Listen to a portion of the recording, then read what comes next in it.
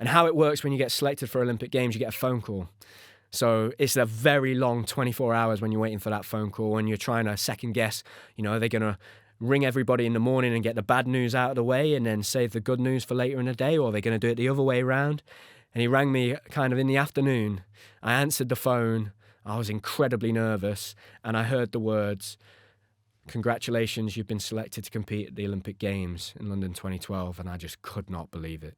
This incredible journey that started when I was 7 years old, and those stories that Sergey told me about this incredible competition, the Olympic Games, and watching it for the first time in Athens in my living room with my dad, and doing all of those competitions and all of those steps along the way to get there to the Olympic Games, and going through everything I did in those last 12 months, tearing my pec, going through that World Championships, letting everybody down, and coming all the way back and qualifying for that Olympic Games. It was an incredible journey, one that I would not have been able to do without my family, my friends at the time, my teammates, my coach, and without an incredible amount of self-belief as well. That was really important. I never gave up. I really believed that I could do it at that point. So I was selected for the Olympic Games. Everything changed at that point. You're one big team at that moment. So all 5 of us, we're in it together. We're going for this Olympic dream. We're super excited. Everything's positive. The buzz is huge. The media attention just gets bigger and bigger. It's amplified. And a week after that selection, I was asked to go and run the Olympic torch relay. So I had the amazing opportunity to be part of the Olympic torch relay, which starts in Athens in Greece. It goes all the way around the world to the start of the Olympic Games. And on the opening ceremony at the Olympic Games, they light the Olympic flame and that burns for the 2 weeks while the Olympic Games is going on. So I was asked to be one of the relay runners, which was an incredible opportunity. And I was given that opportunity because at the Youth Olympic Games in 2010, I'd won my gold medal, but I'd also fell, got back up, and didn't give up. And I was told that, they were giving me this opportunity because it had inspired lots of young kids and athletes and sports people to not give up and keep working hard. So for me, that was really cool. I went to Lincoln to do it. It was raining. It was a typical English day. It was chucking it down, and there was a person on the bus that I was doing the relay with. So it was a big group of us, and someone had pulled out. They were ill, and they asked, "Does anyone want to run 2 legs?" I said, "I'll do that."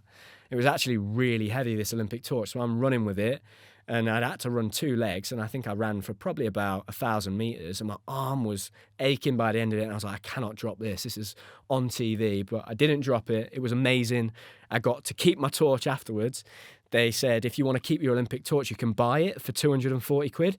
And what's funny is the only reason I bought it, I think, was because I thought, if I don't buy this feels like something my dad's going to kill me for. So that was the only reason I bought my Olympic torch. But I'm so glad I did now, because it's something that I take into schools and inspire kids with.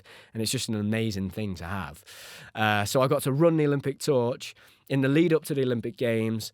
My training was going really, really well. I was struggling a little bit physically because I'd worked so hard to get back after that injury in the previous December that I'd cut a lot of corners and I wasn't physically prepared as well as I would want to be going into Olympic Games. So there were a few weak links in the chain a little bit. I was struggling with my ankle. Last training session before we left to go to our holding camp at the Olympic Games, I dislocated my finger. So I stubbed the bar on a release and catch skill. My finger was aimed like this, put it back in.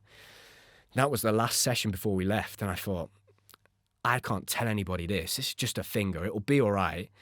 For the first 2 days in our holding camp, and the national coaches had decided to take us to France to kind of pull us out of that Olympic bubble a little bit, which I think was a really smart idea. It was very clever. And we trained with Japan, who were one of the best teams, and France at that time. And we just had 2 weeks of just training. We could just focus on that. We were out of that Olympic bubble. We weren't seeing it on TV adverts and stuff all of the time.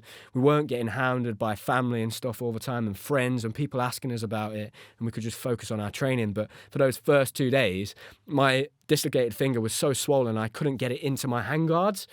So incredibly, I went the first 2 days without training any high bar, and none of the coaches noticed, which is pretty unbelievable. And after about 2 days, I was able to get it in my handguards, and hanging onto the bar was actually okay. And it didn't really cause me many issues. The only time it was a problem was when I was doing my parallel bars routine. I'd grab the back of my legs to do a double somersault dismount, and it would, because I'd pull it like this, it would dislocate it back out, and I'd kind of look away, put it back in, so nobody would notice, because the two reserves at the time were there with us, and they were basically waiting for somebody to get injured to take their place on the team. I wasn't going to let a dislocated finger keep me out of the Olympic Games. So